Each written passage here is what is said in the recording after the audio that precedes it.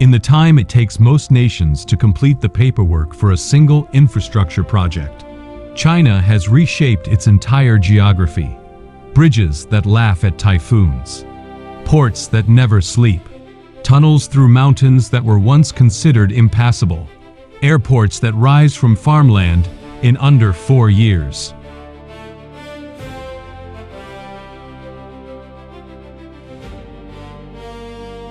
This is the story of everything else. The bones and arteries of a civilization that decided to outpace time itself. A nation that, in less than 2 decades, has built more bridges, more ports, more tunnels, more dams, more skyscrapers, and more power lines than any country in human history.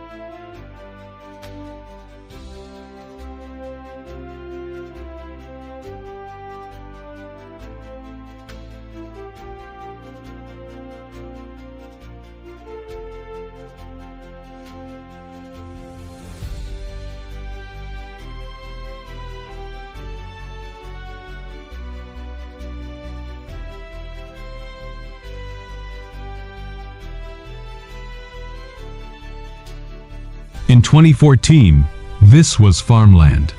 By September 2019, it was the largest single-building airport terminal on the planet. Beijing Daxing International Airport, 80 billion yuan, 700,000 square meters, 4 runways, 7 eventually. Annual capacity, 100 million passengers. Construction time, 4.5 years.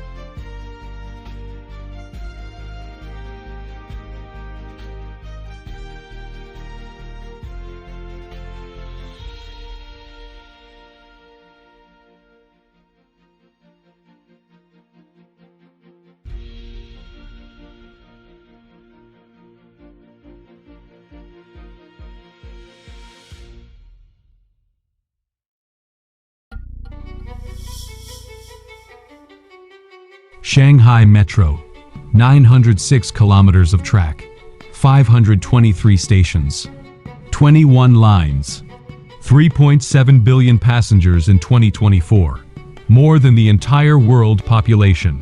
London's Underground, 402 kilometers. New York Subway, 380. Shanghai has more than doubled both, nearly all built in the last 30 years. On-time performance above 99.9%. Line 11, at 82 kilometers, is the longest single metro line on Earth, extending into neighboring Jiangsu province. Target, 1,000 kilometers by 2030.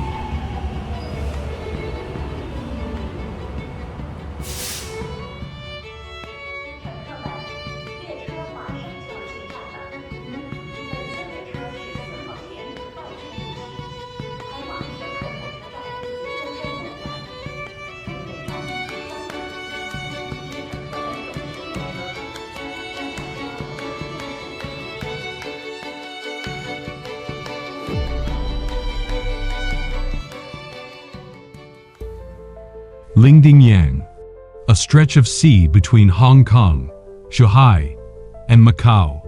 Here they built the world's longest sea-crossing bridge. But the hardest part is invisible. A tunnel buried under the seabed.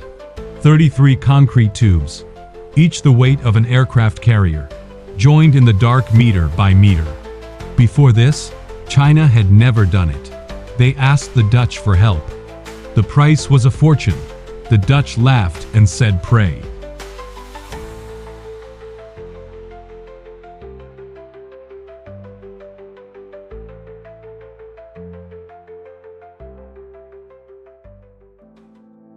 It is tempting to see this as a story about concrete and steel, about budgets and timelines and world records.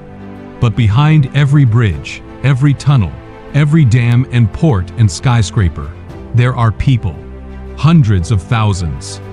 Engineers who spent years in construction site dormitories, welders suspended above churning seas, tunnel workers breathing filtered air, drilling through solid rock for months, crane operators who transformed from sky dancers to office workers when automation arrived. The infrastructure of China is not a monument to a state. It is a monument to human will, to the conviction that geography is not destiny, that mountains can be pierced, seas can be bridged, and deserts can become power plants. The question is not whether China can continue building at this speed. It is what the rest of the world will do in response. Because in the race to shape the physical future of the planet, China is not just running. It is running alone.